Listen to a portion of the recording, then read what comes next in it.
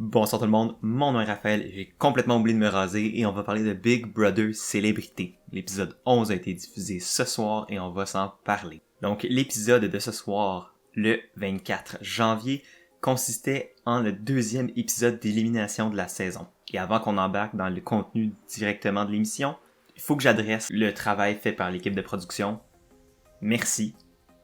Je vais pas prétendre avoir eu aucune influence que ce soit dans le processus décisionnel, mais j'apprécie tellement le fait qu'on n'ait pas eu autant d'entrevues et de contenu qui semblaient superficiels. Cet épisode, j'ai vraiment aimé ça. Donc merci d'avoir écouté soit les gens en général, merci d'avoir été prêt à travailler sur la formule de votre émission. Personnellement, je trouve que ça donnait un meilleur show cette semaine. Voir cette capacité-là d'adaptation de la part de l'équipe de production me donne espoir que justement les problèmes qu'on pourrait rencontrer pendant la saison peuvent toujours être arrangés. C'est ça qui est le fun avec Big Brother, c'est que vu que c'est fait au fur et à mesure et que c'est en temps réel, ben ils ont le temps de s'ajuster.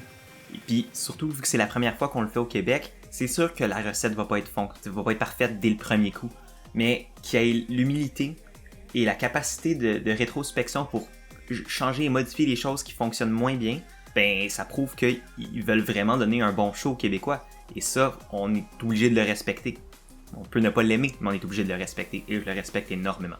Donc merci toute l'équipe de production, c'est extrêmement apprécié. Puis je pense qu'au final, ça vous donne un meilleur show. Puis ça va prouver que Big Brother Célébrité est un show à regarder au printemps 2021. Donc l'épisode était extrêmement chargé. On avait 40 minutes de contenu, contrairement à la semaine passée.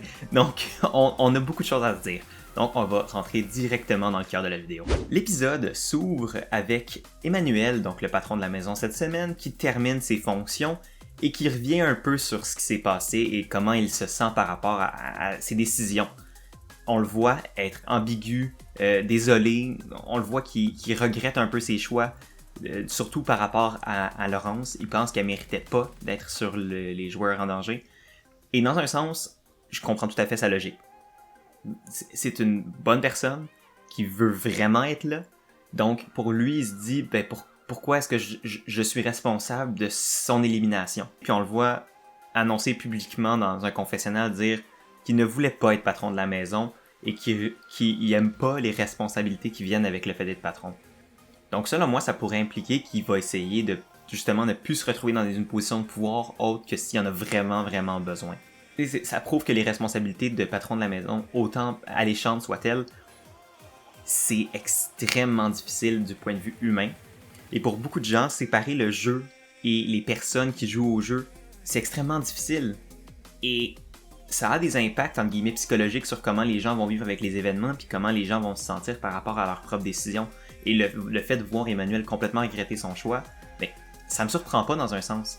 Surtout quand on considère le profil d'Emmanuel. Par contre, on voit Jean-Thomas, Richardson et François essayer d'un peu de le consoler, de le réconforter, de dire écoute, t'as pas à te sentir mal, c'est entre guillemets, c'est pas toi qui vas la voter pour l'éliminer, c'est tout le monde, c'est tout le reste. Toi, t'as juste fait ce que tu pensais être le meilleur move pour toi à ce moment-là. T'sais, j'ai apprécié la camaraderie, j'ai apprécié le fait que le monde sont là pour soutenir Emmanuel, malgré le fait que c'est un jeu où ben, tu peux pas vraiment faire confiance aux gens. Et ça prouve l'esprit de camaraderie qui règne dans la maison malgré tout. Justement, pour aider un petit peu à faire relativiser Emmanuel, on voit François expliquer comment lui aussi se sentait par rapport à l'élimination de Geneviève. Il disait être très ému après qu'elle ait été officiellement éliminée. Il se sentait vraiment comme une personne peu sympathique, je vais dire. Il se sentait vraiment pas bien avec sa décision. Puis il a avoué l'avoir manipulée pour l'amener vers la porte de sortie. Ça prouve la difficulté d'être patron de la maison. On voit François, qui est probablement le joueur le plus mesquin de la saison à date, mentionner que même lui, il a trouvé ça extrêmement difficile d'être la cause principale d'une élimination et d'avoir brisé le rêve de quelqu'un. C'est pas une job facile et je l'envie pas personnellement, mais des fois c'est ça qu'il faut. Il y a un moment que j'ai vraiment aimé de l'épisode qui a suivi où on voit Jean-Thomas dans un confessionnal expliquer les raisons pourquoi ce serait bon stratégiquement pour lui de garder Kevin. Et personnellement, j'ai adoré ce segment-là d'un point de vue stratégique. J'adore Jean-Thomas. Jean-Thomas est tellement un bon joueur.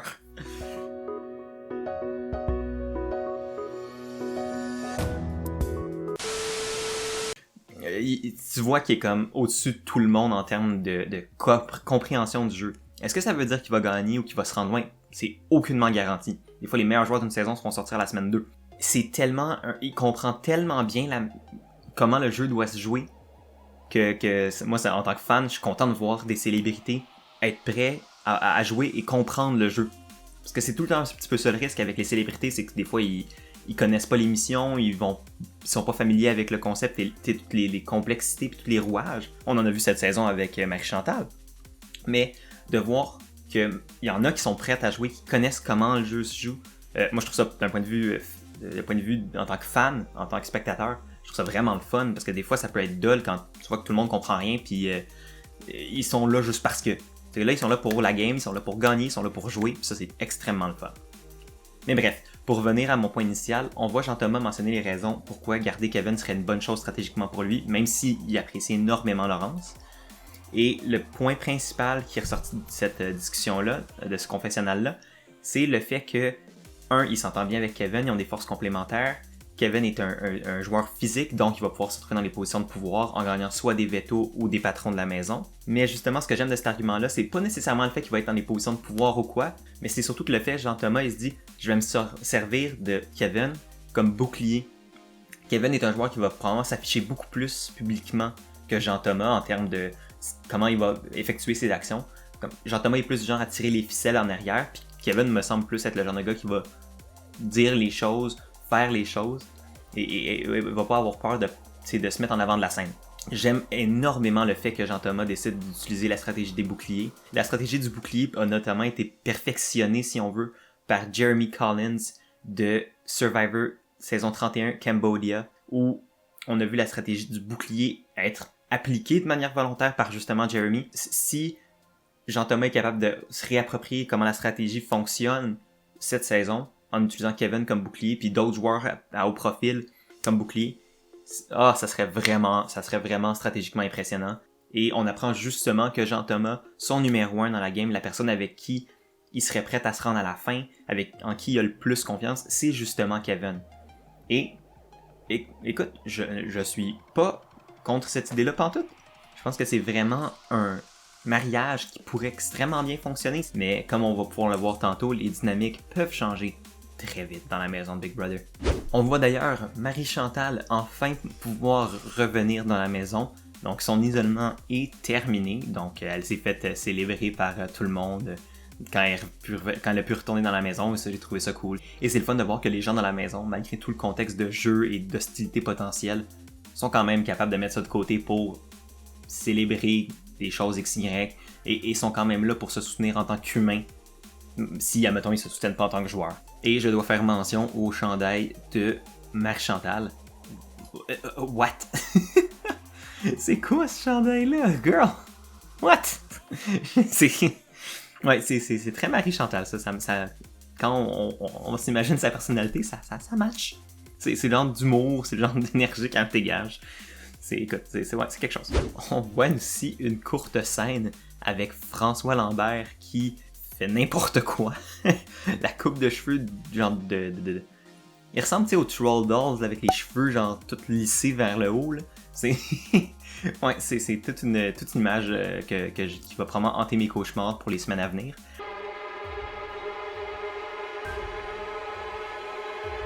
Ça fait drôle de voir François Lambert qu'on imagine un peu, en tout cas moi personnellement j'ai tendance à l'imaginer un petit peu de manière très professionnelle, très businessman, puis de le voir genre compter les pots de plantes dans la maison parce qu'il s'emmerde, genre ça fait bizarre. Donc juste avant le vote, on voit les tentatives de Laurence afin de donner un dernier coup pour essayer de se sauver cette semaine, essayer de voir qui elle pourrait aller voir dans la maison pour se chercher des votes, qui pourraient peut-être essayer de même changer leur vote de direction si jamais les conditions sont réunies. Et on la voit approcher notamment Jean-Thomas. Je pense qu'il y a une bonne relation personnelle et donc elle sait que c'est un joueur stratégique aussi, donc elle essaie de justement attirer et venir flatter ce côté-là de sa personnalité puis de son jeu.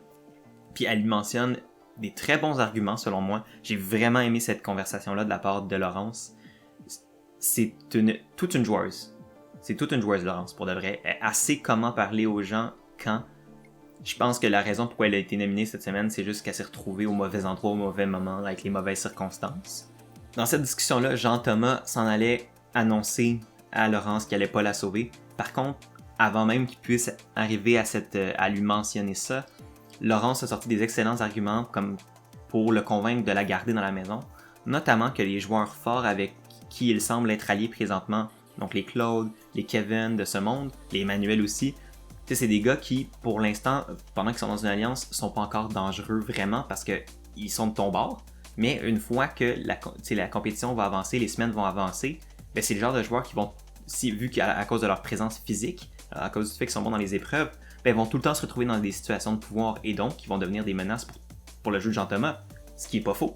Éliminer un joueur physique comme Kevin cette semaine pourrait être bénéfique pour sa game à long terme. Par contre, nous on sait que Kevin est le choix numéro 1 de Jean-Thomas, mais il semble quand même entendre et considérer les propositions et les arguments que Laurence amène.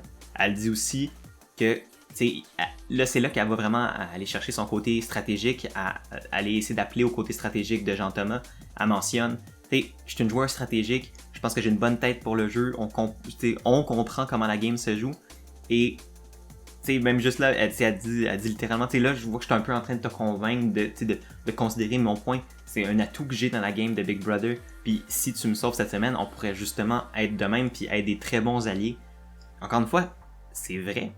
Je pense qu'il y aurait un sérieux cas à considérer de la part de Jean-Thomas de se dire, écoute, c'est vrai que Laurence me ferait une très bonne alliée.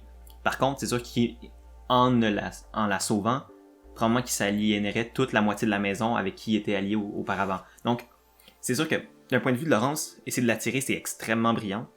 Mais d'un point de vue de Jean-Thomas, c'est pas nécessairement peut-être le meilleur move d'aller sauver Laurence. On voit, selon moi, la scène la plus importante depuis le début de la saison en ce qui a trait aux alliances et aux lignes qui se tracent dans le sable depuis le début de la saison.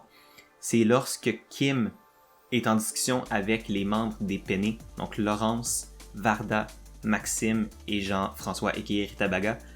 Puis elle discute de la possibilité très réelle de vouloir sauver Laurence cette semaine. Et on la voit justement essayer de marchander un peu pour sa sécurité en cas si elle décide de changer son vote. Donc elle leur dit, écoutez, si je fais ce que je pense peut-être faire, vous êtes mieux de me backer à 100% parce qu'après ça, tout le monde va m'haïr.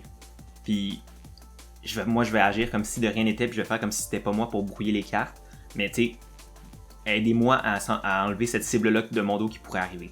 Puis ils ont dit, évidemment on va te backer parce que eux, c'est sûr que les Pennés allaient accepter n'importe quelle condition parce qu'ils veulent sauver Laurence, c'est une de leurs joueuses, puis ils sont déjà ils ont déjà des nombres en moins. Donc c'était évident qu'elle allait accepter toutes les conditions de Kim. Et après justement un peu de discussion autour de cette protection-là, puis du fait comment il pourrait gérer la situation après l'élimination, Kim a officiellement dit à Laurence qu'elle avait son vote cette semaine et qu'elle allait la garder dans la maison. Ce qui est surprenant. Je m'attendais pas à ça de la part de Kim, mais j'aime le fait qu'elle est prête à jouer.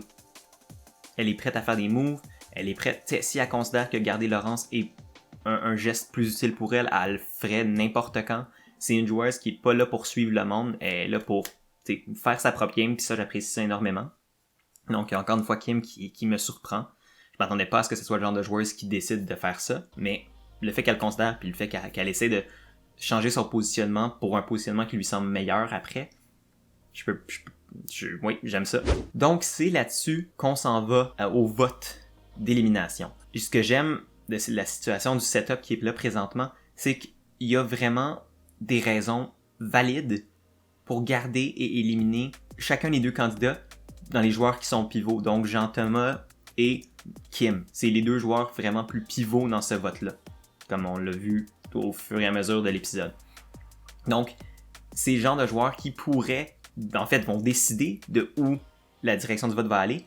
On voit qu'il y a une ambiguïté dans les deux cas. Les deux cas pourraient voter pour éliminer les deux, donc ça nous laisse sur énormément de suspense avant le vote. On voit les discours des gens mis en danger, donc évidemment Laurence et Kevin, pour essayer de convaincre les autres participants de voter pour les garder dans la maison.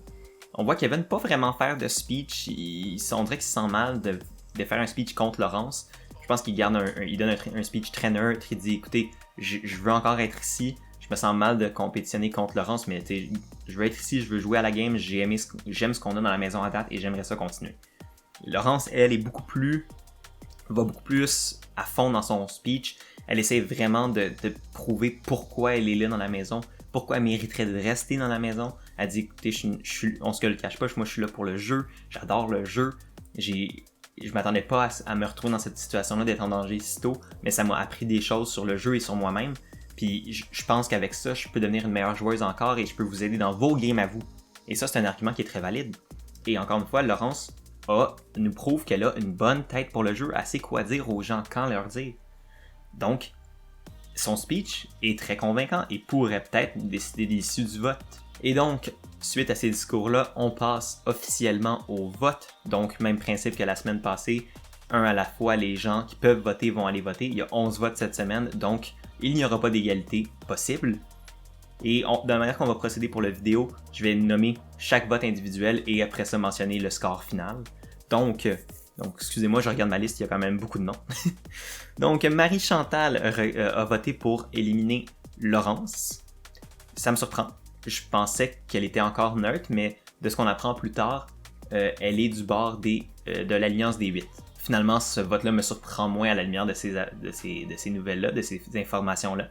Mais pendant la période du vote, de vote en direct, j'étais quand même surpris. Donc, le vote de Jean-Thomas Jobin va pour éliminer Laurence. Honnêtement, malgré le doute que l'émission essaie de mettre quant au vote de Jean-Thomas, moi, je suis pas tant surpris. Stratégiquement, je pense que même si Laurence amenait des bons points, je pense que stratégiquement, avec la position que Jean-Thomas a donne dans la maison, garder Kevin est la meilleure chose pour lui. Donc, je suis pas surpris. Maxime vote pour éliminer Kevin. L'affaire la moins surprenante, lui et Laurence sont extrêmement proches, sont dans les pennés, donc c'est logique. Même chose pour Rita Baga et qui est Jean-François, qui vote aussi pour garder Laurence et éliminer Kevin. Encore une fois, très logique. On voit Camille voter pour éliminer Laurence. Pas tant surprenant, considérant sa position avec l'Alliance des 8, mais considérant qu'elle avait énormément de réticence un petit peu plus tôt dans la semaine suite à la nomination de Laurence par rapport au fait de devoir l'éliminer. Je m'attendais à un petit peu plus d'indécision de sa part, mais ça avait l'air quand même assez catégorique malgré tout. Donc ensuite, Varda vote pour éliminer Kevin. Encore une fois, pas surprenant, dans l'Alliance des Pennés. Autant qu'elle mentionnait peut-être vouloir sauter du bateau avant qu'il coule, je pense que Varda reste quand même une personne assez intègre et aurait pas voté. Je pense qu'elle s'entendait très bien avec Laurence, donc je pense pas qu'elle aurait voté contre elle. Au pire, elle aurait juste assumé le fait qu'elle soit éliminée si elle est éliminée. Ensuite, on voit Claude voter pour éliminer Laurence. Pas surprenant pantoute. Claude et Kevin s'entendent bien dans l'Alliance des 8, pas de surprise. Même chose du côté de Lisandre qui aussi vote pour éliminer Laurence, pas trop de problème avec ça, c'est pas surprenant. Même chose pour aussi Rich qui vote pour éliminer Kevin, on savait dès le début de la semaine qu'il allait voter pour sauver Laurence, pas de surprise là-dessus. Et là viennent les deux votes qui vont avoir beaucoup d'incidence dans les événements de la suite. Donc on voit François voter pour éliminer Laurence, donc la prophétie s'est vraiment réalisée. C'est officiel, François n'est pas dans les pennés. Veut pas va s'afficher publiquement comme étant pas dans les pennés. Donc, ses cartes vont être un peu dévoilées. Et l'autre dernière personne à voter, c'est Kim, qui vote pour éliminer aussi Laurence. Et on voit que c'est un choix extrêmement déchirant de sa part. On voit qu'elle est comme pas trop sûre de ce qu'elle fait, de si c'est le bon geste à faire. Mais c'est celui qui a fait quand même. Ce qui donne au final que Laurence est éliminée par un vote de 7-4. Pour revenir sur la game de Laurence très vite, j'ai adoré Laurence cette saison. Comme joueuse, elle était vraiment apte. Elle avait des compétences vraiment le fun à avoir dans la maison. Puis comme j'ai dit plus tôt dans la vidéo, selon moi, c'est juste un mauvais concours de circonstances, la raison pourquoi elle est éliminée cette semaine. Je pense que le fait que... elle se soit retrouvée du mauvais côté de la maison très tôt, avec une alliance qui avait pas beaucoup de nombre. Elle a affiché des cartes un petit peu trop rapidement, mais elle était là pour jouer. Puis je pense que les gens se sont rendus compte assez vite, ce qui a peut-être nuit. Mais d'un point de vue strictement de comment elle évaluait la game, j'ai vraiment aimé ce que Laurence amenait dans la saison. Je pense qu'elle était une joueuse qui aurait pu se rendre loin dans des circonstances plus favorables. On voit Laurence, avant de partir, rester très humble, rester très calme et justement souhaiter bonne chance aux autres. J'ai apprécié le fait qu'elle soit une bonne perdante puis qu'elle assume que quand c'est une game malgré tout et que il y a des gagnants puis il y a des perdants. Juste avant que l'entrevue entre Marie-Mé et Laurence commence pour de vrai, on retourne dans la maison pour voir les contre-coups du vote et on voit une Varda en après François et qui lui rentre dedans complètement en disant que son vote vaut, sa parole vaut rien, que c'est un traître, elle y fait plus confiance pantoute, elle dit je veux plus rien savoir de toi. Puis François essaie un peu de se défendre en disant écoute, on n'avait pas les nombres, je te l'ai dit ce matin, genre je voulais pas m'exposer devant la maison. C'était juste. Il essaie de justifier son vote comme ça. Mais je pense qu'avec Varda, définitivement, les liens sont brisés. On voit aussi une Kim absolument dévastée dans l'espèce de vestibule où les filles sont tout le temps.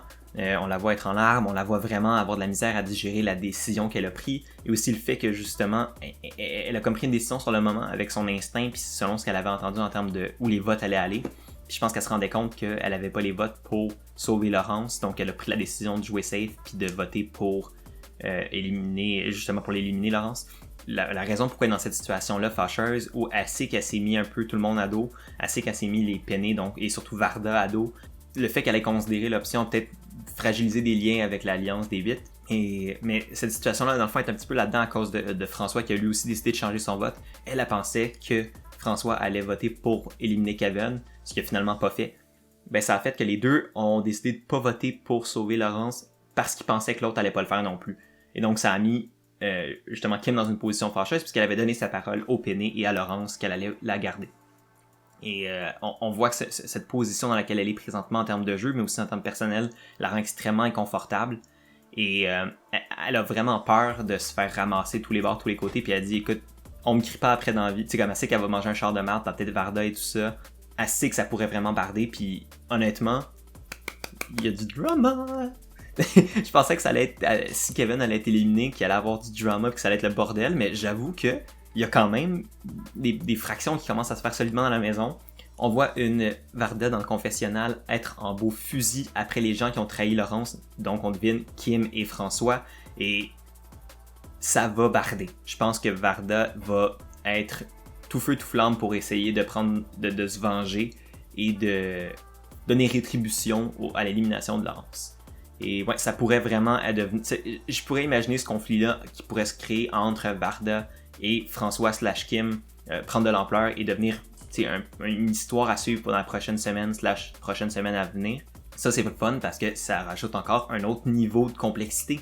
Si là, il y a des disputes qui partent dans la maison, on n'avait jamais vraiment vu tant de disputes que ça. Mais là, si ça commence à se chamailler, à avoir des grosses disputes, à s'engueuler dans la maison, ben, ça se peut que ça change aussi les dynamiques de comment la maison va s'être organisée. Et ça va rajouter un facteur X qui est le fun. En tout cas, d'un point de vue spectateur. Peut-être pas pour eux. Puis on voit justement les trois filles de l'Alliance, les deux autres filles de l'Alliance Condiment, donc Lisandre et Camille, essayer de rassurer Kim et dire qu'écoute, il n'y a pas de stress, on va te backer, on va être là pour te protéger au niveau stratégique. T'es correct avec nous. Ça, j'ai trouvé quand même ça cool de la part des filles qui soient pas frues après Kim, même si elle a considéré peut-être les trahir. Je pense que l'alliance des filles avec Kim est plus forte que l'alliance des filles avec Kevin, donc à la limite, il aurait été prêt à perdre Kevin pour garder Kim, ce qui est honnêtement stratégiquement bien correct si c'était ça qui s'était produit. Et j'ai aimé l'entrevue avec entre Laurence et Marie-Mé était quand même assez standard. On a vu que malgré tout, Laurence était en paix avec ce qui s'était passé. Elle aurait aimé rester plus longtemps évidemment, mais c'est pas la fin du monde, c'est juste un jeu puis elle a pas été gagnante, c'est tout. Ben, par contre, ce que j'ai vraiment apprécié de cette entrevue-là, elle a pu être mise face aux stratégies et aux diverses trahisons qui se sont produites, qui ont créé en fait son élimination cette semaine, et notamment celle de François. Et la réaction de Laurence était priceless, elle va être juste à côté. Oh my god, ça c'était... Ce que j'aime de ces moments-là, c'est que tu vois que ça c'est la réaction instinctive qu'elle a eue. C'est pas du fake de télé là. Elle s'y attendait vraiment pas que François l'ait trahi. Et... oui, François était pas dans les paniers. Puis c'est un peu ce qui a causé sa chute cette semaine. Et donc le dernier segment de l'épisode de cette semaine, encore une fois un épisode hautement chargé, mais qui se termine par la compétition du patron de la maison, qui s'appelle cette semaine les glissades des pays d'en bas. J'adore le nom, j'adore la référence, nice job.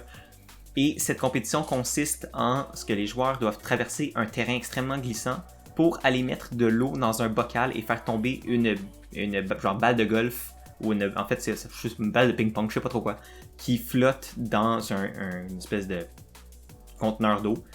Et dans le fond, ils doivent remplir ce conteneur-là jusqu'à temps que la balle tombe. Et évidemment, c'est glissant, donc essayer de garder de l'eau dans une espèce de cuillère une cuillère à glace en marchant sur une surface glissante, ben c'est difficile.